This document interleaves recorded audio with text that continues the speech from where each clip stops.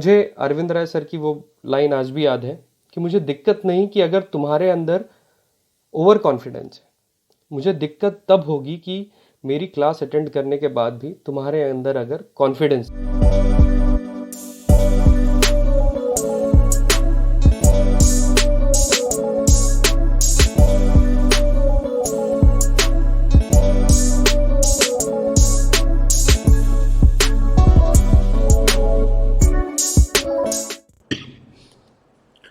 चलिए, so today we will discuss about the assignment model.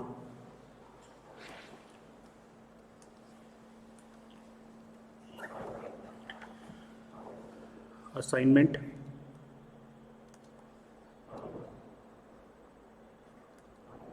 Model. Assignment model में जो मेरे पास में कंडीशन है वो कंडीशन ये है कि वी हैव n जॉब्स, हमारे पास n जॉब्स हैं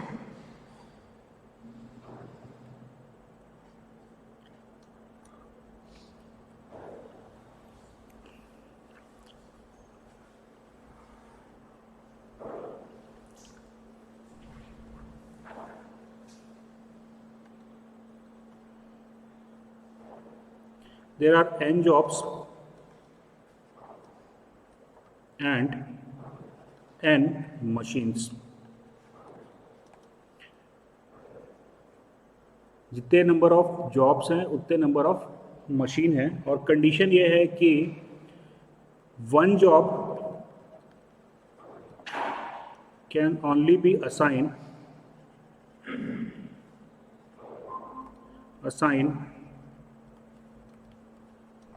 to one machine।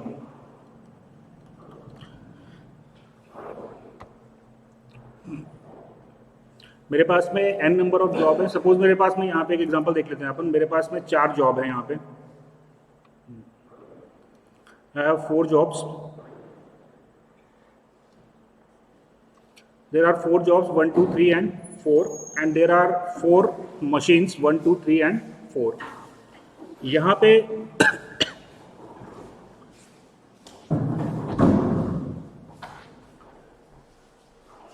सेल में जो वैल्यू लिखी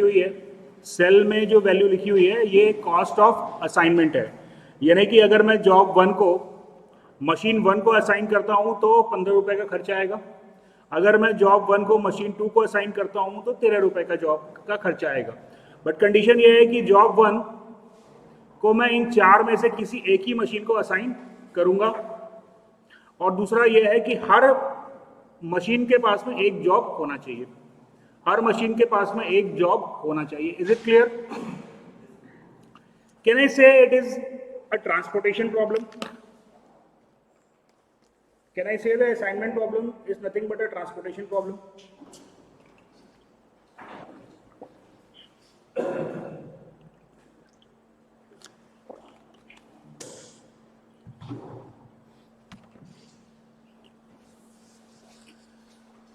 assignment problem is nothing but a transportation problem. कैसे?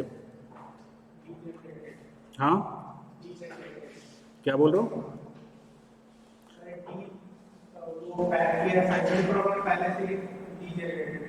पहले से डीजनरेटेड है, तो डीजनरेशन का ट्रांसपोर्टेशन प्रॉब्लम से क्या मतलब है? ट्रांसपोर्टेशन प्रॉब्लम को डीजनरेट होना जरूरी है क्या?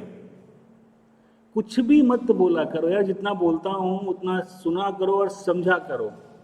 बिना समझे बोलोगे तो गड़बड़ होगा। Assignment problem is a special case of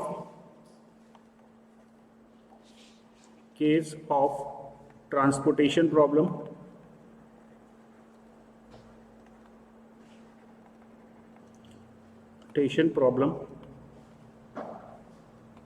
where demand and supply are equal to 1। देखो, एक जॉब है तो जॉब को आप मान लो प्लांट, ठीक है।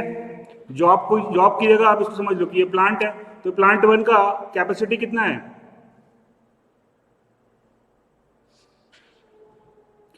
ये जॉब, 4 जॉब है आपके पास, 1 2 3 एंड 4 है ना। अब जॉब को मान लो कि ये प्लांट है, तो प्लांट 1 की कैपेसिटी कितनी हुई? अरे एक ही तो जॉब है ना यार, मैं क्या बोल रहा हूँ, you can consider job as a plant. ठीक है, ये जॉब को मेरे को मशीन पे भेजना है। असाइनमेंट का मतलब क्या हुआ कि job has to be transported to the machine, right. तो इसका मतलब ये हुआ कि ये जो जॉब है इसको मैं प्लांट मान लेता हूं with its capacity equal to 1, right.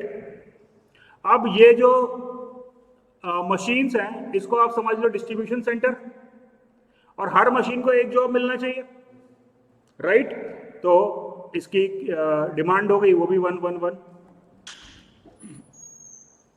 Is that clear? So assignment problem is nothing but a special case of the transportation problem. ठीक बात है। अब ट्रांसपोर्टेशन प्रॉब्लम का एल्गोरिथम यूज करके मैं असाइनमेंट प्रॉब्लम को सॉल्व कर सकता हूं।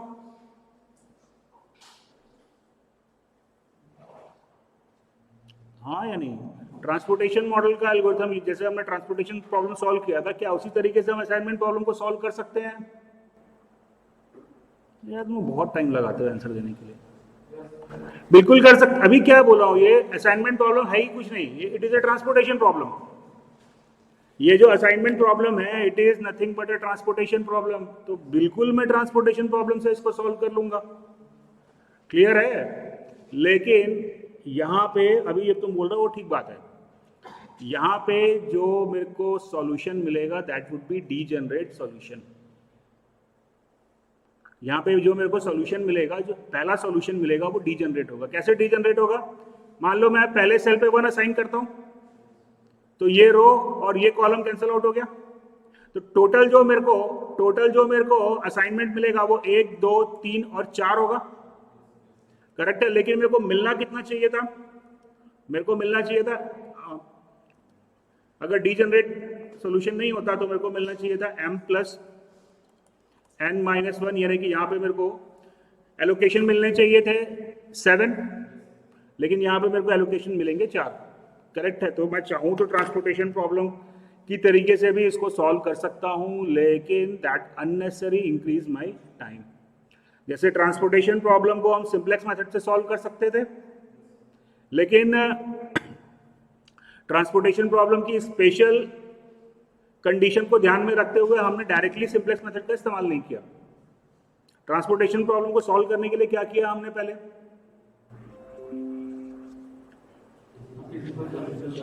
हमने एक फिजिबल सॉल्यूशन निकाल लिया और उसके बाद फिर हमने ऑप्टिमिलिटी परफॉर्म करके ऑप्टिमल सॉल्यूशन ऑब्टेन किया। Very good. चलो, सिमिलरली चूंकि यहाँ पे डिमांड और सप्लाई 1 1 पे फिक्स है, तो मैं इसको ट्रांसपोर्टेशन प्रॉब्लम से सॉल्व नहीं करूंगा, मेथड से सॉल्व नहीं करूंगा। इसके लिए हम यूज करेंगे Hungarian method. We will use the Hungarian method.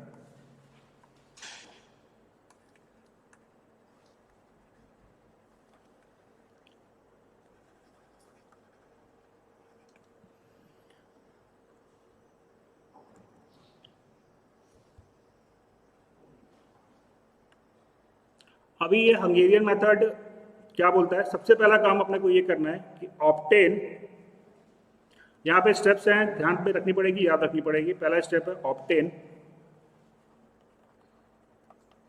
A 0, first step is to obtain a 0।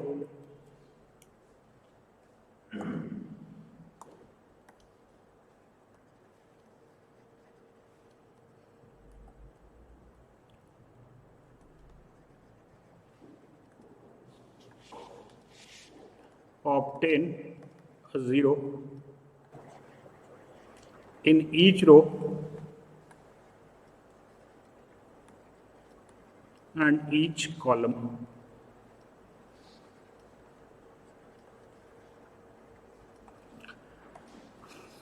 अब 0 ऑब्टेन करना है तो मैं क्या करूंगा?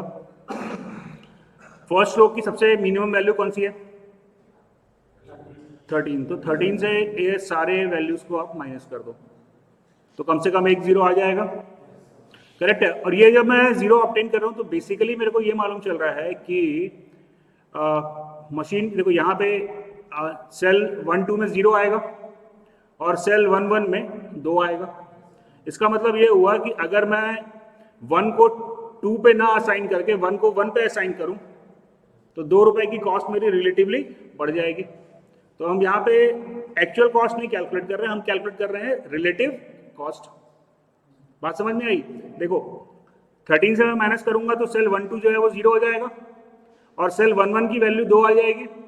इसका मतलब मेरे को ये मालूम चल रहा है कि अगर मैं 1 को 2 पे ना असाइन करके 1 को 1 पे असाइन करता हूं तो 2 रुपए का एडिशनल कॉस्ट हमारे पास आएगा। तो इस प्रकार से हमको रिलेटिव कॉस्ट को मिनिमाइज करना है। तो first of all first obtain a zero in each row and each column.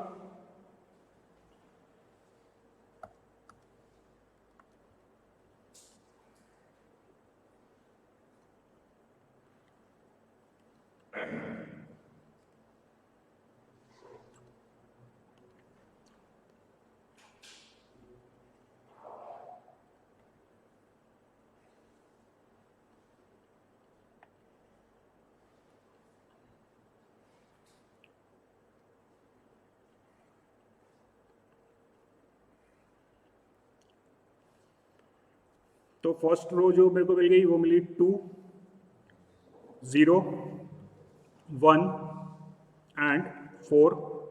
Second row 0 1 4 2, then 3 2 0 1, then the minimum is 14, so 1 3 0 and 2। बच्चों ये ऑपरेशन परफॉर्म करके I obtain the zero in each row, ठीक है। अब each row के बाद मैं देख लेता हूं क्या क्या हर कॉलम में मेरे को जीरो मिल रहा है क्या। फर्स्ट कॉलम में मिला, सेकंड में मिला, थर्ड में मिला, फोर्थ में नहीं मिला जीरो, राइट। तो अभी मेरे को फोर्थ में जीरो चाहिए तो इसकी मिनिमम वैल्यू क्या आ रही है 1, है ना। तो अपन क्या करेंगे, ये 1 हो गया हमारा यहाँ पे 0, ये हो जाएगा 1, मिनिमम वैल्यू कितनी 1 आई थी ना। This is 3 0 and this is 1।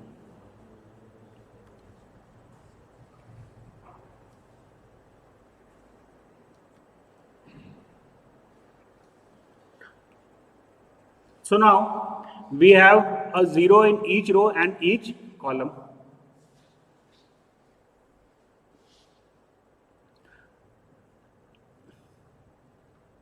ठीक है बच्चों, चलिए step 2,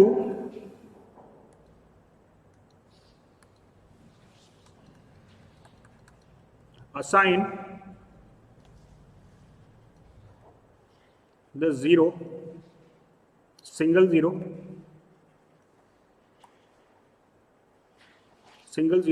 in a row and cross all the zero in assigned column. Obviously जहाँ पे मेरी रिलेटिव कॉस्ट सबसे कम आएगी वहीं पे मैं असाइन करूँगा। तो यहाँ पे पहले रो में मैं देख लेता हूँ, पहले रो में एक ही जीरो है तो ये जीरो को अपन असाइन कर दिया, क्लियर। क्या इस कॉलम में अभी और कोई जीरो है क्या? अगर मान लो इस कॉलम में कोई और जीरो होता तो वो जीरो मेरे को क्रॉस करना पड़ता। क्यों क्रॉस करना पड़ता? हाँ, क्योंकि ये जो है एक मशीन को हमने ऑलरेडी एक जॉब असाइन कर दिया है तो दूसरा कोई जॉब उस मशीन को असाइन नहीं होगा। तो इस कॉलम में कोई और जीरो होता तो उसे मेरे को क्रॉस करना पड़ता। क्लियर हुआ? चलिए सेकंड असाइनमेंट यहाँ पे हो जाएगा।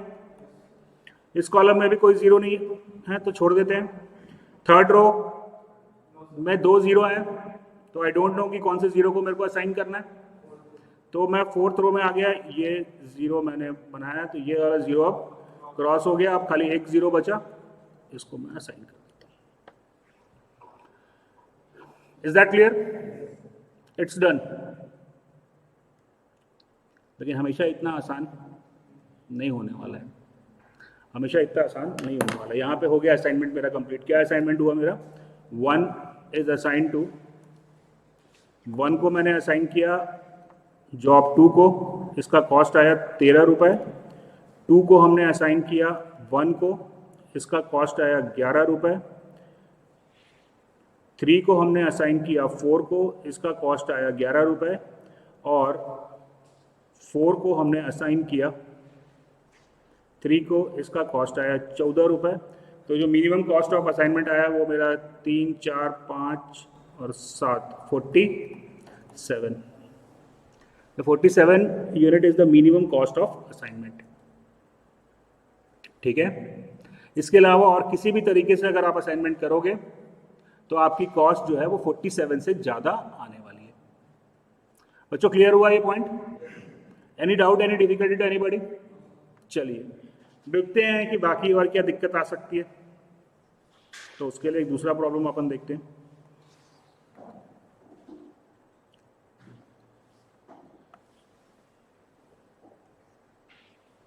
अच्छा हाँ, इसमें एक पॉइंट है कि असाइनमेंट करने से पहले आपका जो हंगेरियन मेथड के लिए रिक्वायर्ड कंडीशन ये है कि it must be a square matrix. Square matrix होनी चाहिए। स्क्वायर मैट्रिक्स नहीं है तो फिर आप उसको बना लेंगे डमी रो या डमी कॉलम को ऐड करके। Is it clear? अगर स्क्वायर मैट्रिक्स नहीं है तो आप उसको स्क्वायर मैट्रिक्स बना लेंगे डमी रो या डमी कॉलम को ऐड करके।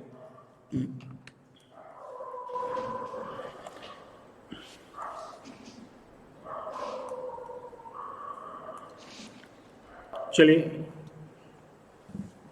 करिए, सॉल्व करिए, देखिए क्या होता है।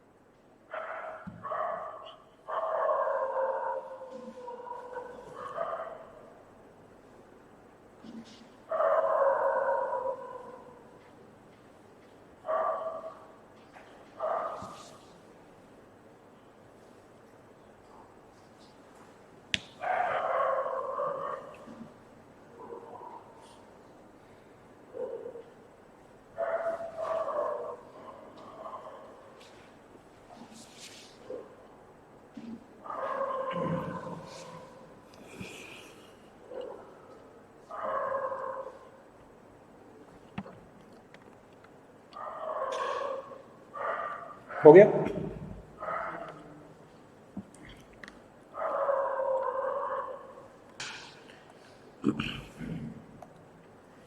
इसका अगर मैं पहली टेबल देखूं यहाँ से तो चलिए मैं निकाल लेते हैं अपन इसको।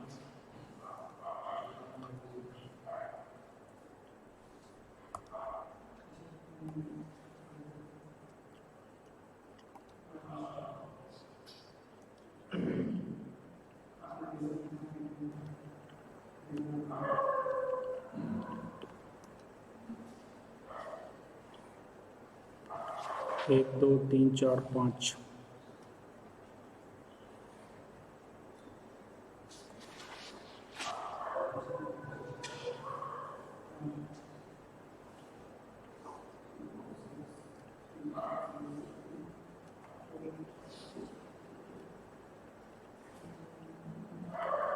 चलो तो फर्स्ट रो का जो मिनिमम वैल्यू है वो 11 है, राइट। तो फर्स्ट रो में क्या मिला मेरे को? 0, नहीं सॉरी 8 है minimum value. 3, 9, 0, 8 and 12. The minimum value is 6. So I got 3, 1, 6, 0 and 9. The minimum value is तेरा 12 12 तो आया 1 4 3 0 4. The minimum value is 17, so I obtain 5.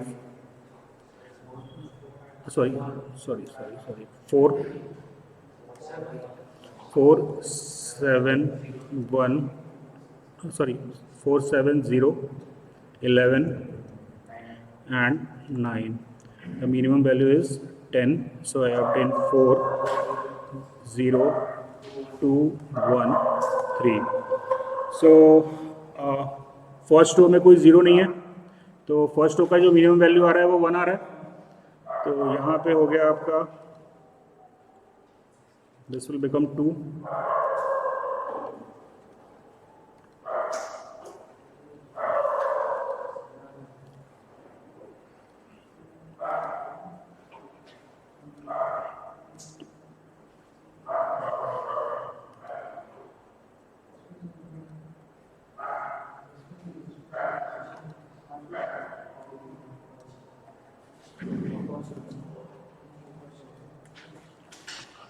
Third fourth fifth column में फिर से हमारे पास में कोई नहीं है, तो मिनिमम वैल्यू जो आ रही है वो है 3. तो ये बन गया हमारा,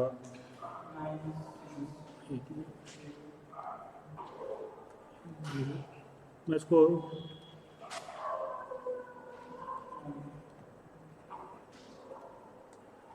हाँ बोलो, वैल्यूज क्या क्या आ रही है?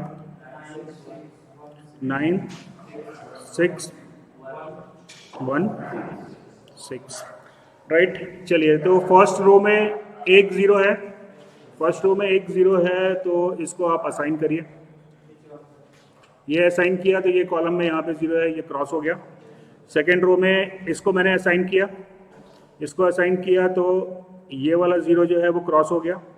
थर्ड रो में इसको असाइन किया, राइट, अभी कोई ज़ीरो नहीं है. अभी फिफ्थ रो में 2 ज़ीरो हैं, राइट. तो आप कॉलम वाइज अपन देख लेते हैं, क्योंकि ज़ीरो बचा, सारे ज़ीरो कैंसिल नहीं हुए हैं, तो कॉलम वाइज देखूंगा तो मैं इसको असाइन करूंगा और ये वाला ज़ीरो जो है वो कैंसिल आउट हो गया. करेक्ट है. तो अभी मेरा असाइनमेंट जो है वो कंप्लीट नहीं हुआ है ना. तो अब इसके बाद मेरे को अगले स्टेप करने पड़ेंगे.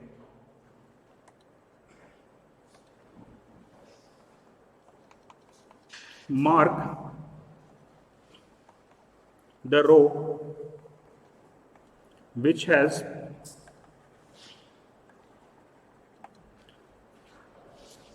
unassigned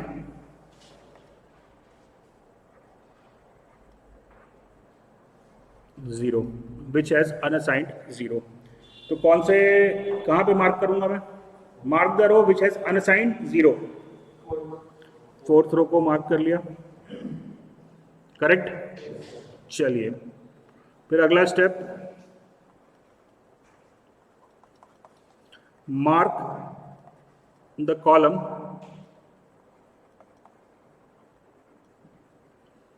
which has zero. Mark the column which has zero. तो कौन सा कॉलम मार्क होगा? क्या बोल रहा हूं?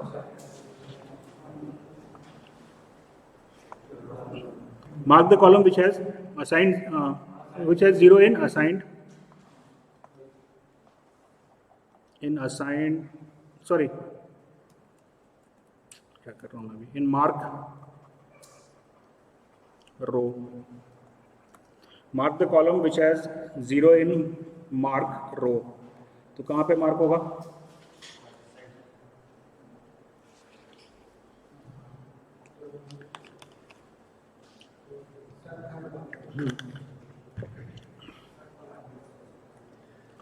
चलिए देखते हैं. अभी अपन ने कहाँ ये वाला क्वेश्चन नहीं है. अभी हमने यहाँ पे मार्क किया है, जिस रो में मार्क किया है. अब इस रो में देखो कि कहीं जीरो आ रहा है, ऑब्वियसली आ ही रहा होगा. जीरो तो हर रो में मैंने ऑप्टेन कर ही लिया है, तो यहाँ पे मार्क कर दिया, करेक्ट. चलिए अब इसके बाद क्या करेंगे,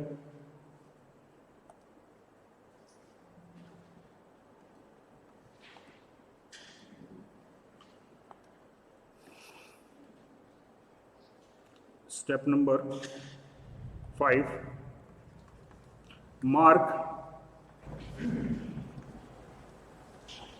the row which has assigned 0 in mark column. Step 6, repeat. अच्छा लिखते जाओ, अभी देखते हैं उसको.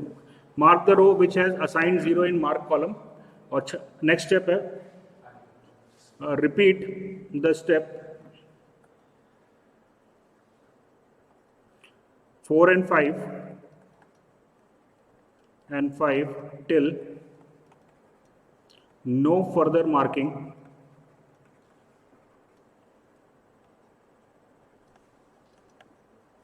is possible.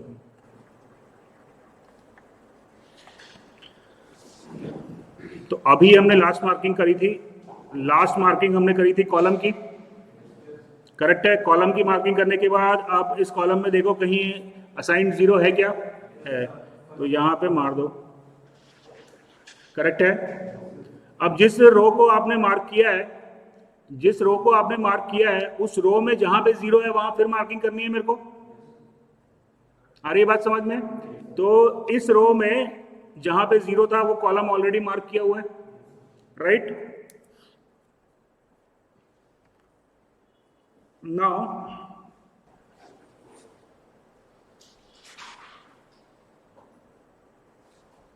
एक दो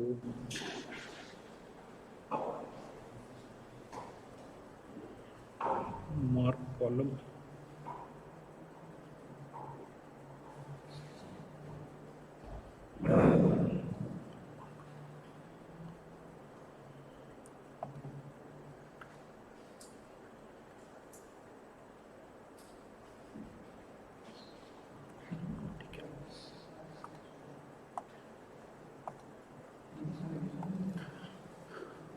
Step 7, draw the line from mark column and unmark row.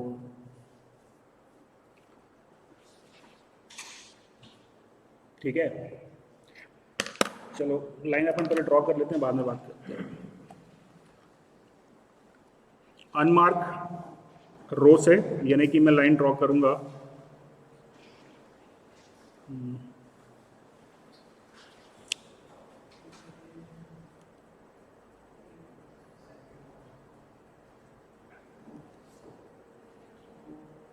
Unmark रो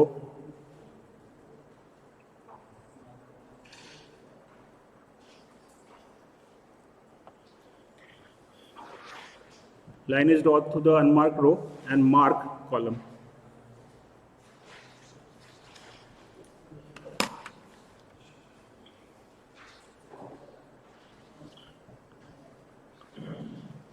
ठीक है, चलो ये जो मार्किंग का हमने लिखा है, ये रो को मार्क करो, ये कॉलम को मार्क करो, और कई बार आप भूल जाओगे तो कोई दिक्कत वाला विषय नहीं है. दोस्तों कॉन्सेप्ट ये है कि कितने रो में असाइनमेंट हुआ था, 4 रो में असाइनमेंट हुआ था, है ना. तो 4 लाइन को यूज करके सारे 0 मेरे क्रॉस होने चाहिए. 4 लाइन को यूज करके सारे 0 मेरे क्रॉस होने चाहिए, राइट. तो आप अगर रैंडमली भी देखो और सारे 0 क्रॉस करने हैं तो बिना स्टेप को ध्यान में रखे भी आप सारे 0 क्रॉस कर सकते हो. Is that clear? अगर 3 लाइन में असाइनमेंट हुआ है तो 3 लाइन से ही सारे जीरो क्रॉस हो जाने चाहिए। अभी आप देखो कोई भी जीरो नहीं होगा जो कि ये लाइन से क्रॉस नहीं हुआ होगा, सारे जीरो क्रॉस हो गए, करेक्ट है? तो अगर आप स्टेप भूल जाते हो है तो कोई बात नहीं, आप लाइन ड्रॉ करो। अगर 3 रो में असाइनमेंट हुआ है तो 3 लाइन से आपके सारे जीरो क्रॉस हो जाने चाहिए। Is that clear? चलिए अब what is next step 8, determine the minimum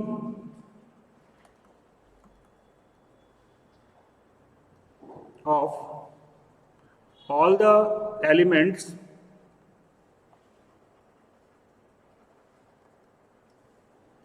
which are not cut by line, cut by line। अभी ये आपने मैट्रिक्स बना ली, now you have to proceed to the second matrix. को अब अगली मैट्रिक्स की तरफ जाना है।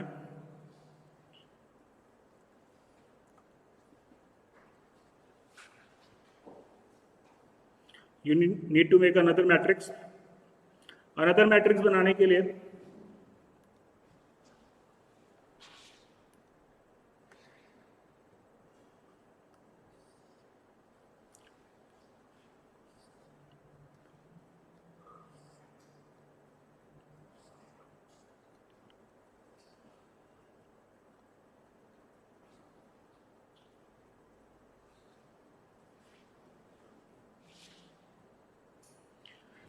चलिए वो नंबर जो किसी भी लाइन से क्रॉस नहीं हुआ है उनमें से मिनिमम नंबर कौन सा है?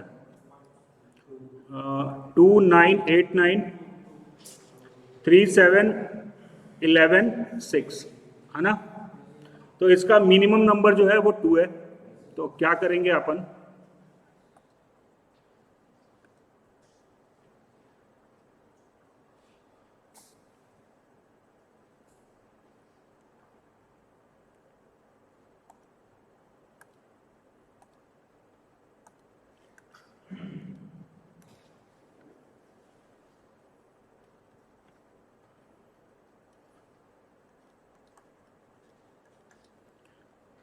Add this number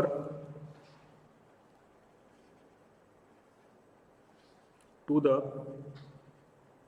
intersection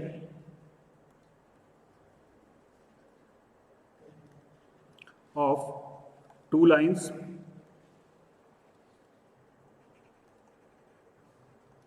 and subtract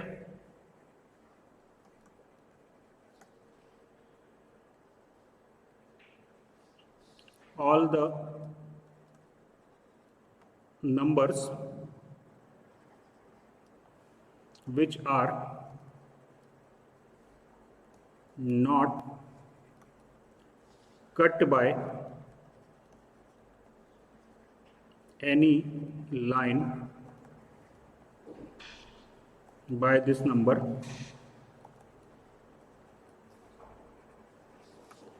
all other elements will be unchanged।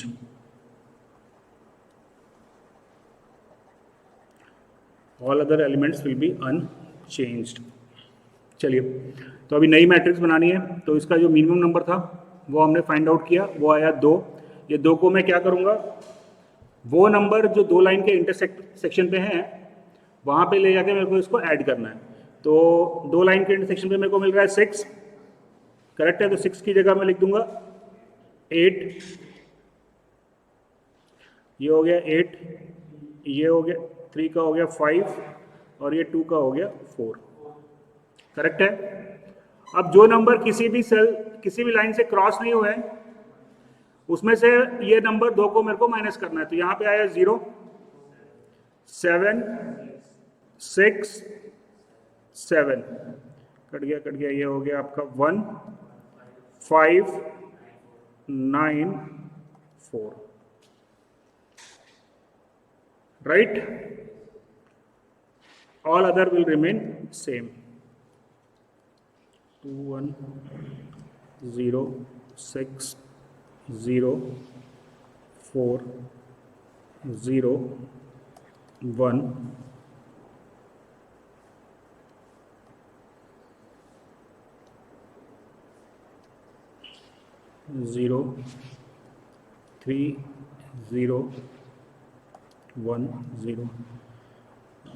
0706 ठीक है, 2106 ठीक है, 0401 ठीक है.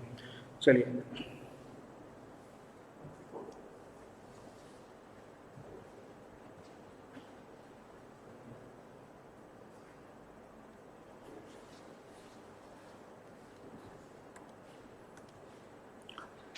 Step 10, repeat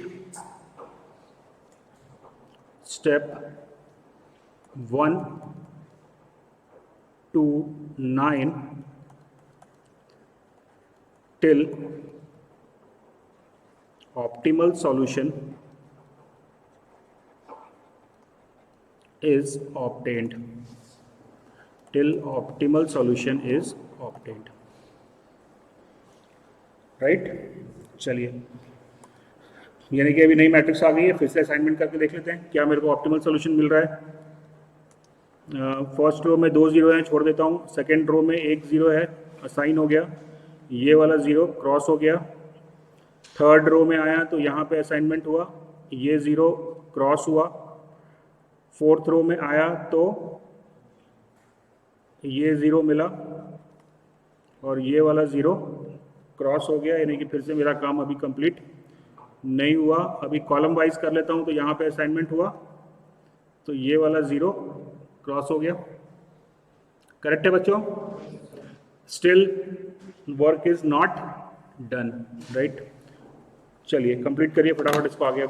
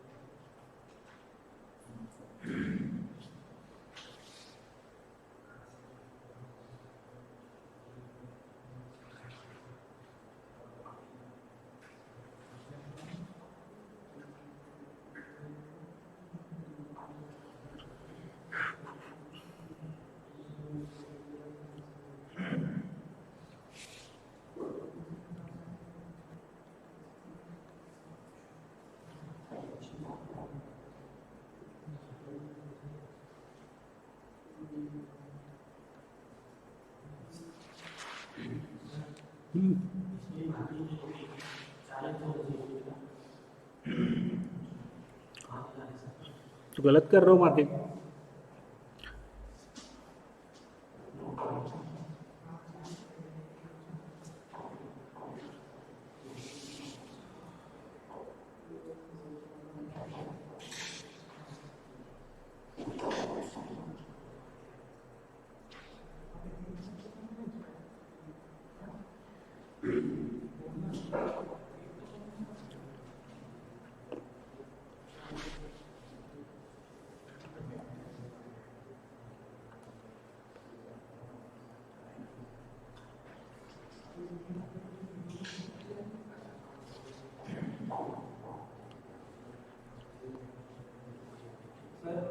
क्या क्या क्या? बिल्कुल आएंगे, कोई भी जीरो नहीं बचना चाहिए। असाइंड हो या अनअसाइंड, कोई भी जीरो ऐसा नहीं होना चाहिए जो लाइन से क्रॉस ना हो। अरे बड़ा सिंपल सा, कॉमन सेंस अप्लाई करोगे तो बन जाएगा यार।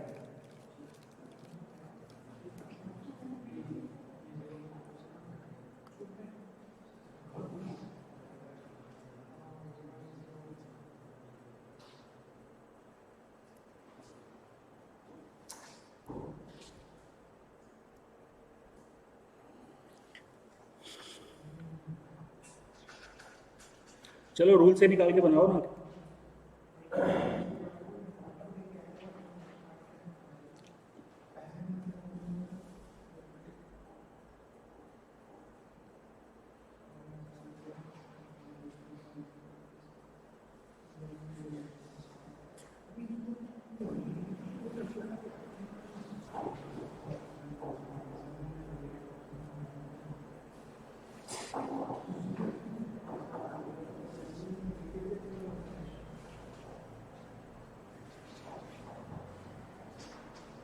क्या हुआ?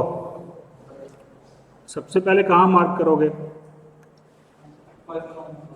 ठीक है, अब यहाँ पे जहाँ पे जीरो है वो कॉलम मार्क होगा, तो यहाँ और यहाँ पे आ गया।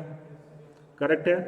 अब ये कॉलम में जहाँ असाइंड जीरो है वो रो मार्क हुआ, तो यहाँ मार्क हो गया। करेक्ट है। और कई मार्किंग इस कॉलम के हिसाब से नहीं होगी। अब ये कॉलम को देखो, ये कॉलम को देखो, यहाँ पे मार्क हो गया। राइट। अभी आपने ये वाला थर्ड और फोर्थ रो को मार्क किया है, तो जिस रो में मार्क करते हैं वहां जहां जीरो होता है उसको मार्क करते हैं, तो ये मार्क हो गया। अभी आखिरी मार्किंग कहाँ किया था? रो में किया था ना, तो रो के बाद अब कॉलम करेगा। जिस रो में मार्क करता है उसमें जहां जीरो होता है उसको मार्क करते हैं, उस कॉलम को। ये स्टेप पढ़ो ना, दो स्टेप साथ में लिखे हुए ना। Repeat step 4 and 5 till no further marking is possible. यहाँ पे आपने मार्क किया अभी किसको? 3 और 4 को मार्क किया। तो 3 को जब मैं चेक कर रहा हूँ तो 3 के हिसाब से ये यहाँ पे जीरो है फोर्थ कॉलम में, तो ये मार्क हो गया। अभी ये कॉलम को मैं देख रहा हूँ, फोर्थ रो को देख रहा हूँ, तो यहाँ पे मार्क हो गया। करेक्ट है। अभी मैंने दो कॉलम मार्क किए। कॉलम 3 में जहां पे जीरो है वो रो में मार्क कर चुका हूं। 4 को मैंने मार्क किया, यहाँ पे असाइंड जीरो है, ये मार्क हुआ। Is that clear?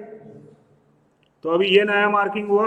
अब इसमें जहां पे इस रो में जहां पे जीरो है वो कॉलम को मार्क करना है, तो अब कोई ऑप्शन मेरे पास में बच नहीं रहा है। Is that clear? कोई दिक्कत, कोई समस्या, कोई परेशानी? Yes no?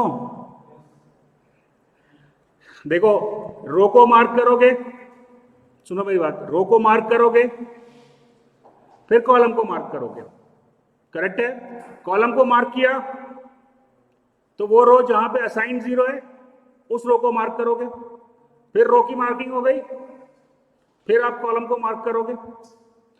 करेक्ट है। तो ये रो और कॉलम चलता रहेगा जब तक कि कोई फर्दर मार्किंग जो है वो पॉसिबल ना हो। Is that clear? तो यहां पे अब मेरे को लाइन ड्रॉ करनी है मार्क कॉलम और अनमार्क रो से। तो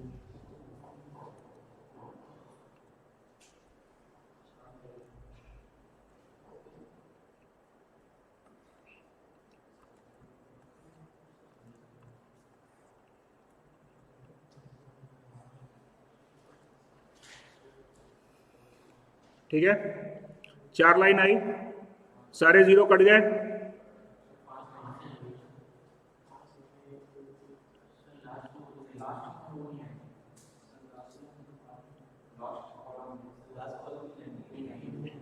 लास्ट कॉलम में मार्क नहीं था क्या?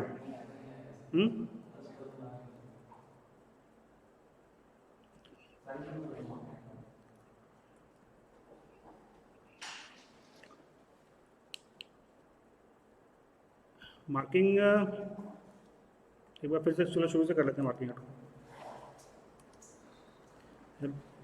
बिना मार्किंग किए भी कर सकते हो यार।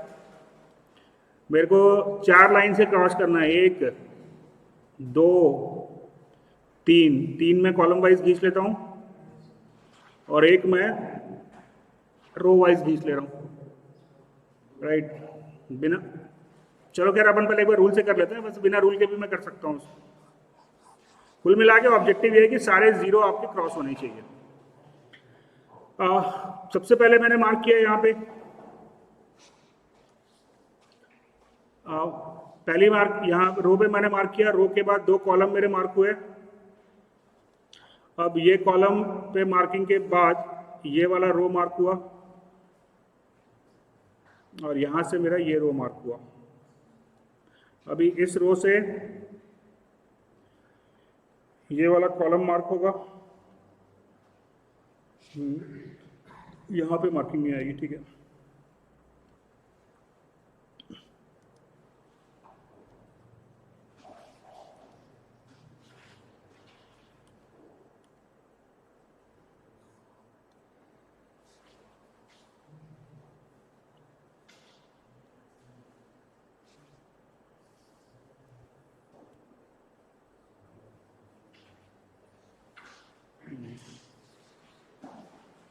ये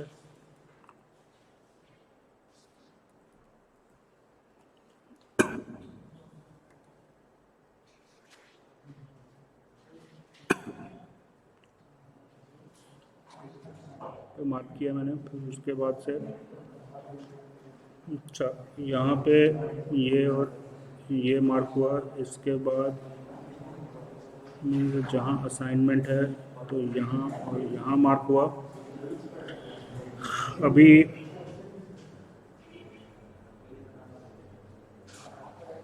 ये मार्क हुआ और ये मार्क हुआ, करेक्ट है। चलिए लाइन जो आएगी वो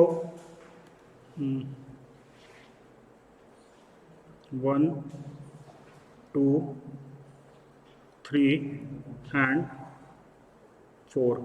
so these 4 lines cut all the zero. और बेसिकली मेरा ऑब्जेक्टिव यही है कि मेरे को सारे जीरो जो है वो क्रॉस करने हैं, राइट। चलिए अब जीरो क्रॉस करने के बाद let me make a new table.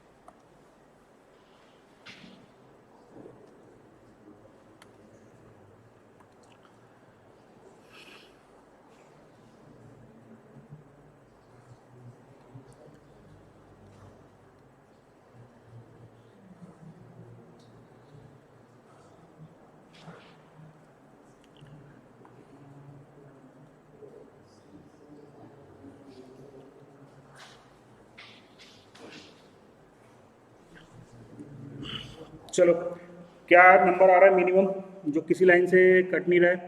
7 1 4 5 1 है ना। तो 1 को ले जाके पहले इंटरसेक्शन पे ऐड कर दो। इंटरसेक्शन पे ऐड करें अपन इसको तो 1 है, तो यहाँ पे आगे पहले इसको माइनस करना है। 6 0 3 4 यहाँ पे ऐड करेंगे, नहीं ये इंटरसेक्शन पे नहीं है, ठीक है। तो ये नंबर एज इट इज़ 0 रहेगा। ये आपका 9 का 9 ऐसे ही रहेगा। 4 का हो गया 3, ये 0 का 0 रहा। 7 0, 6 का 6 रहेगा, 7 का 6 हो गया। ये 2 जो है वो एज इट इज़ रहेगा। 8 का 8 रहेगा, 0 का 0 रहेगा, 6 का हो गया 5, ये 0 का 0 रहा। ये 5 का 5 रहेगा, 0 का 0 रहेगा और ये 1 का हो गया 0। और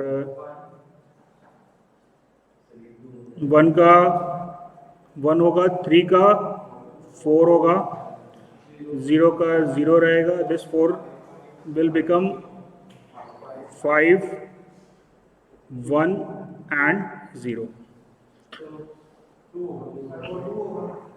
अच्छा ये इंटरसेक्शन, अच्छा ये भी 2 होगा, ठीक है ठीक है, ये आपका 2 होगा।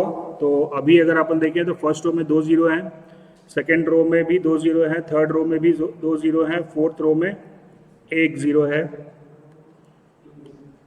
फोर्थ रो में 1 0 है, तो ये 0 यहाँ पे असाइन हुआ, ये 0 क्रॉस हुआ, करेक्ट है।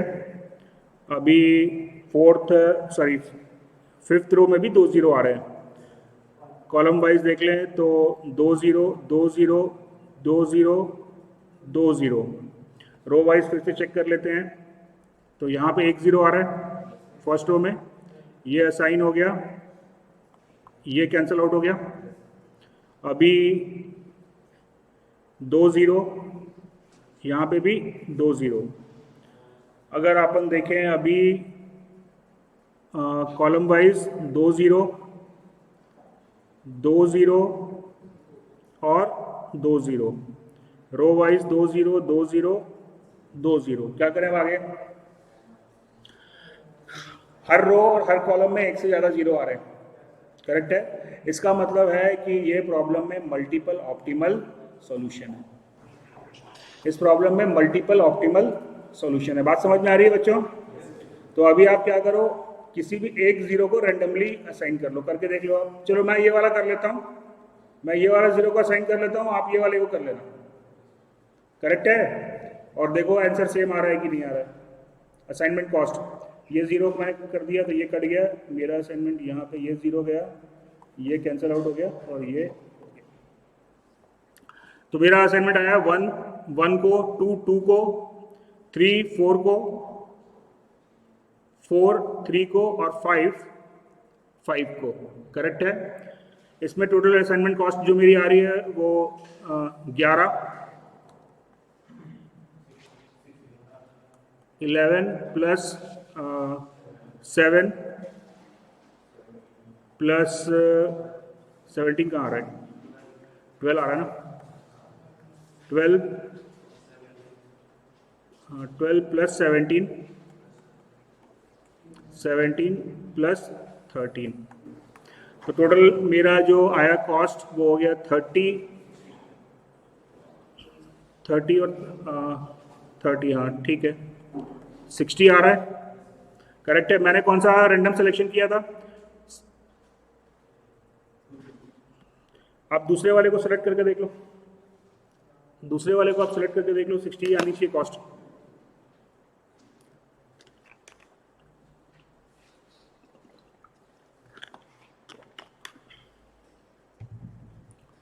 अगर हर रो में एक से ज़्यादा जीरो आ रहे हैं, इसका मतलब हर रो और हर कॉलम में अगर एक से ज़्यादा जीरो आ रहे हैं तो वहाँ पे मल्टीपल ऑप्टिमल सॉल्यूशन होगा, करेक्ट है। इस कंडीशन में आप लोग रैंडम जो है वो सेलेक्ट कर सकते हो।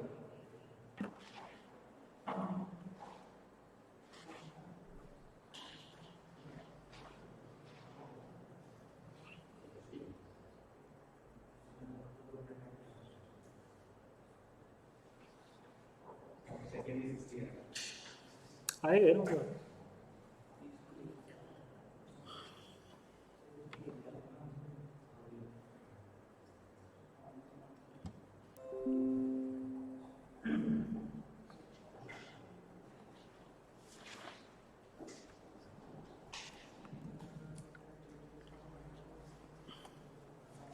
Let's solve the problem.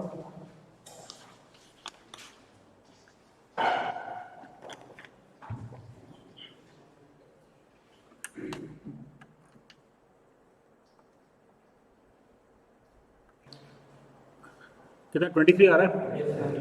Multiple optimal solution आ रहा है? कोई दिक्कत, कोई समस्या, कोई परेशानी? चलिए भैया, अभी कल जो हमने क्वेश्चन सॉल्व किया था ट्रांसपोर्टेशन का आखिरी वाला,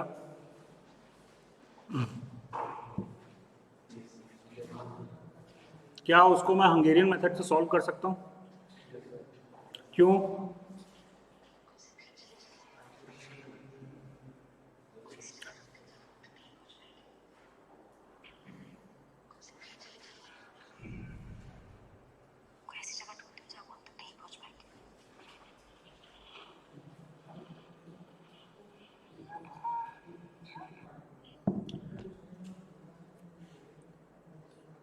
कल जो लास्ट क्वेश्चन हमने देखा था ट्रांसपोर्टेशन का, can we solve it by the assignment method? कर सकते थे। लास्ट जो क्वेश्चन था उसमें हमको डिमांड और सप्लाई इक्वल दी हुई थी, दैट वाज 100 यूनिट। तो 100 को मैं 1 यूनिट मान सकता हूँ। Are you getting my point? तो वो जो क्वेश्चन कल हमने ट्रांसपोर्टेशन से सॉल्व किया था, you can try to solve that question using the assignment method. उसको आप असाइनमेंट मेथड से भी सॉल्व कर सकते हैं, you will get the same answer. चलिए, अब दूसरा क्वेश्चन ये है कि रोहित शर्मा को 5 बैट्समैन खिलाने हैं, ठीक है, और 5 बैटिंग पोजीशन है। उसको मालूम है कि केएल राहुल का फर्स्ट पोजीशन पे कितना एवरेज है, सेकंड पे कितना है, थर्ड पे कितना है, फोर्थ पे कितना है, फिफ्थ पे कितना है, ऋषभ पंत का कितना है, सूर्य कुमार यादव का कितना है, राइट। तो बेसिकली उसको ये काम करना है कि कौन से प्लेयर को कौन सी पोजीशन पे उसको खिलाना है। क्या ये असाइनमेंट प्रॉब्लम है? 5 batsman and 5 position assignment problem है, पर अंतर है। क्या अंतर है? हाँ, वहां पे मेरे को मिनिमाइज नहीं करना है अपने रन को, मेरे को इस प्रकार का सॉल्यूशन निकालना है जो कि रन को मैक्सिमाइज करे। और हंगेरियन मेथड जो मेरे पास अवेलेबल है वो मिनिमाइजेशन की मेथड है। तो अगर उसने डायरेक्टली हंगेरियन मेथड लगा दिया तो वो पोजीशन निकालेगा जिसमें सबसे कम रन बनेंगे, राइट। लेकिन हंगेरियन मेथड को हम मैक्सिमाइजेशन के प्रॉब्लम में भी यूज कर सकते हैं। हंगेरियन मेथड को हम मैक्सिमाइजेशन की प्रॉब्लम में भी यूज कर सकते हैं। उसके लिए करना क्या है, छोटा सा काम करना है बस।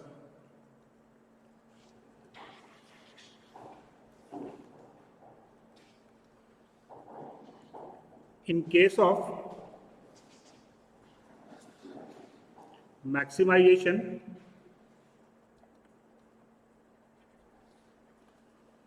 determine the maximum value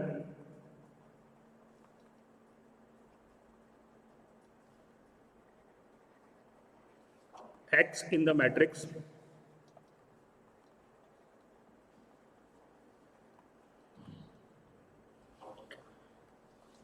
now.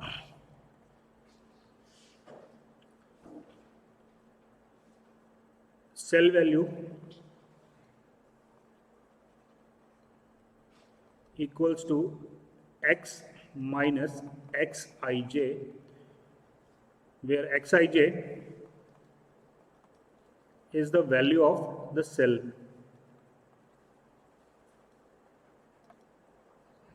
Suppose मान लो ये प्रॉब्लम को मेरे को मैक्सिमाइज करना होता मिनिमाइज करने की जगह पे, ठीक है।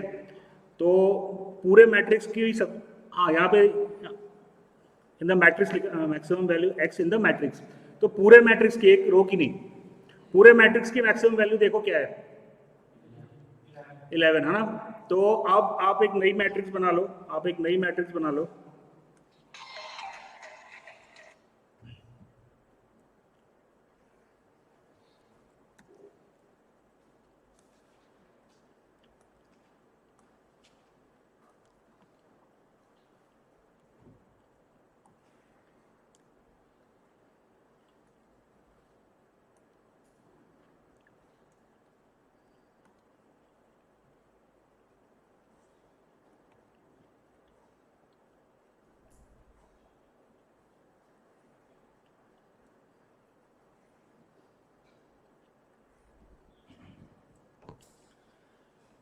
Eleven is the maximum value. 11 से अब सारे नंबर को माइनस कर दो, तो यहाँ पे आ गया 6, ये हो गया 4, ये हो गया 0, और ये हो गया आपका 5, this is 3, this is 6, this is 2, this is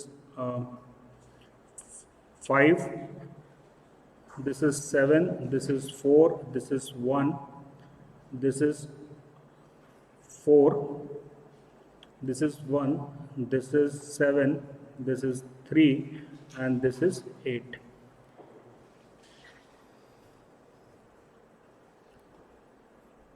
अरे नोट मत करो यार।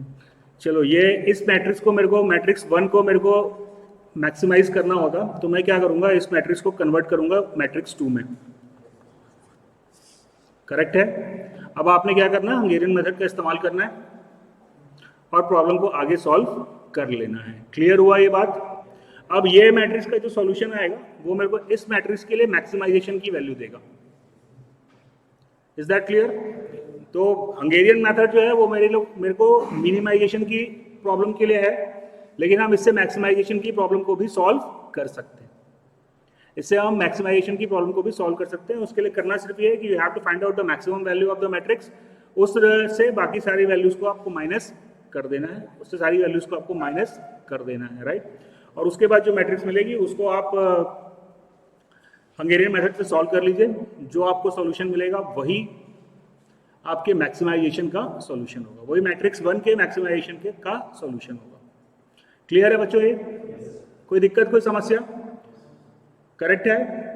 ट्रांसपोर्टेशन में अगर मैक्सिमाइजेशन का प्रॉब्लम आ जाता है, ट्रांसपोर्टेशन में अगर मैक्सिमाइजेशन का प्रॉब्लम आता है तो उसमें कोई दिक्कत नहीं, क्योंकि उसमें तो आप सीजे माइनस जेड जे की वैल्यू निकालते हो। अभी आप माइनस वैल्यू सेलेक्ट करते थे, अगर मैक्सिमाइजेशन का होगा तो आप प्लस वैल्यू सेलेक्ट कर लोगे। करेक्ट है। या अगर आप चाहो तो वहां पे भी ये मेथड आप अप्लाई कर सकते हो, लेकिन इसको कोई ट्रांसपोर्टेशन में उसकी कोई आवश्यकता नहीं है। जहां पे आपको नेगेटिव वैल्यू थी उसकी जगह पे आप मैक्सिमम पॉजिटिव वैल्यू को एंटरिंग वेरिएबल बनाओगे। क्लियर हुआ। लेकिन हंगेरियन में हमको दूसरी मैट्रिक्स बनानी पड़ेगी, क्योंकि हंगेरियन मेथड जो है वो मिनिमाइजेशन के प्रॉब्लम के लिए। क्लियर हुआ बच्चों। Minimization of matrix 2 is equivalent to the maximization of matrix 1। Is that clear. चलिए ठीक है, तो फिर कल अपना हीट एक्सचेंजर का क्लास रहेगा।